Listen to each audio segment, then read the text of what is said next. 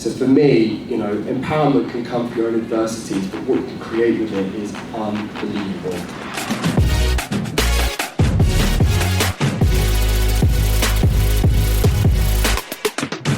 We've got our second event tonight. I'm not going to be here. I know, it's a shame. Yeah, it should be a really good one. It's Martin Sibley doing it, who's brilliant.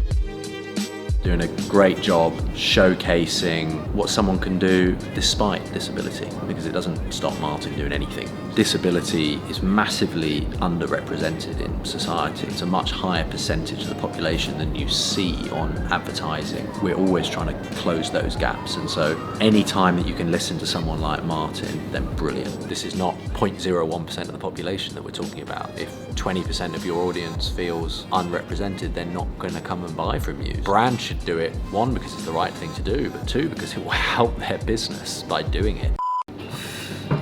We're looking ahead to October, seeing what's in the pipeline, what we're talking about. Like I've said in a few vlogs actually, we're talking quite a lot of 2020 stuff, aren't we? Already. What a great year that's going to be. I'm looking forward to putting that in IO's 2020. Yeah, I agree. Does that mean that people should forget October, November, December? No, there's lots of Q4 stuff. Q4 is a massive time of the year for advertising. Late September, October, November, people start planning for January, February, March, and the entire 2020 strategy. So, is it the biggest budgets that are released this time of year? Yeah, well, it's Christmas, right? Christmas, and in the US it's Thanksgiving. Halloween's got a big spend, especially in the US. Black Friday, like there's just so many different events when it comes to retail or sales where it's very valuable for people. Just a guaranteed time when people are spending money. Yeah, right? Exactly. So it's about putting your products in the right way to increase consideration and the best way to do that now? The best way to do that is through influencer marketing.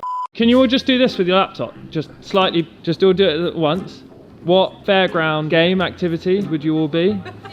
You'd be bobbing apples. Wow. No?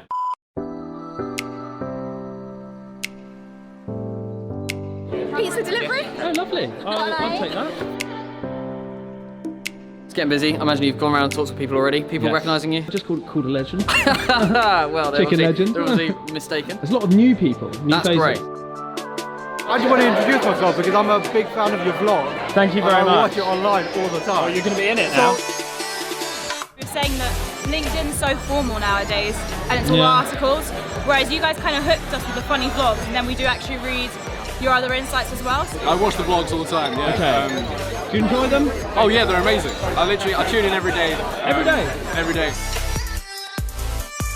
Hi Dailygoat. Hello. Hi. You watch the vlogs? Okay, well I need some feedback. What can I do to improve? What can we do? I love them. Welcome back to Go HQ. So we have a couple of things on the agenda tonight. We've got an incredible inspirational speech to start off with from Martin, who is genuinely a massive inspiration to us all at Go, who's going to tell a fantastic story before we go on to a panel talking about empowerment in social media. So please give Martin a round of applause. He comes up. If you go to the keynote, you might spot I'm sat in a large-ish wheelchair, so that's framed quite a few bits of life, but it hasn't been my whole identity. And that's another important thing to talk about when we look at changing the world, and empowerment is a big theme about identity and how we have identities, and for me, disability is part of it, but not all of it. My name's Lottie Damore. I'm a plus-size LGBT activist. I write for Cosmopolitan, Metro, and lots of different places like that. Hi, I'm Joshua Patterson. They put influencer, but truth be told, I'm 30 and I don't really know what I am.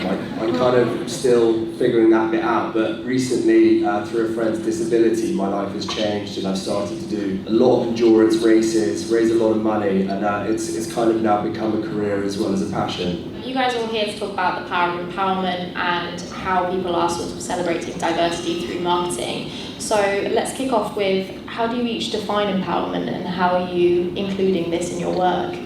A byproduct of writing about fashion was empowering other women that looked like me. And I thrive off that kind of empowerment. I actually only started it to try and empower myself. So a byproduct of that was empowering others. And now what I do is talk about things that really feed my soul. Empowering plus size people, it's empowering LGBT people to feel comfortable, especially feminine lesbian women like myself. I think it's really important that we talk about these things openly. So empowerment to me is now my bread and butter. It's now the thing that I want to leave my legacy in the world. I started a series called Limitless several years ago. It was kind of inspired from my past adversities when I lived terribly with depression to the point where I was suicidal and I wanted to take my life. There weren't a lot of people talking about it at the time. There weren't a lot of role models, there wasn't a lot of inspiration. And I wanted to create a space where I could meet people from all different walks of life facing adversity in one way or another.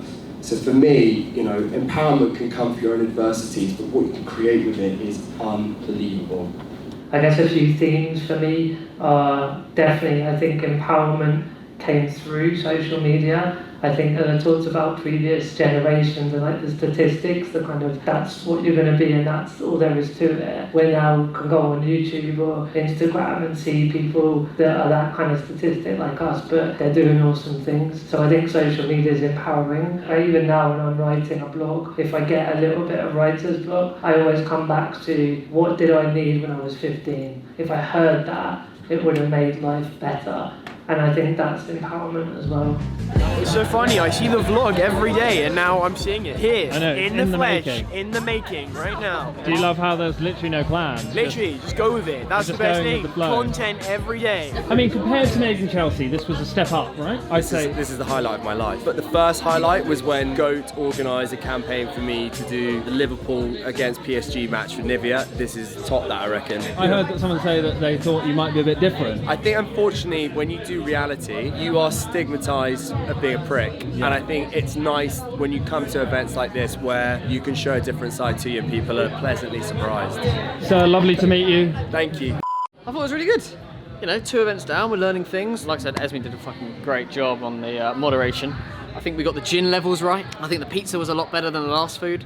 The panelists are great. I mean, it's always so nice to have people come to the office and see what we do. There's so many people talk about, it's like being on a film set. They recognise people like you and Sam and Alex and Esme. Like, had some great conversations, and to be honest, I'm just excited about doing the next one. The tickets, they'll go on LinkedIn in about 2 weeks when we announce what it is. I think there's one option, which is about how we vlog and personal branding in general, which is quite interesting. And yeah, thank you very much for watching. I'm going to go back in there and head towards the bar. Go!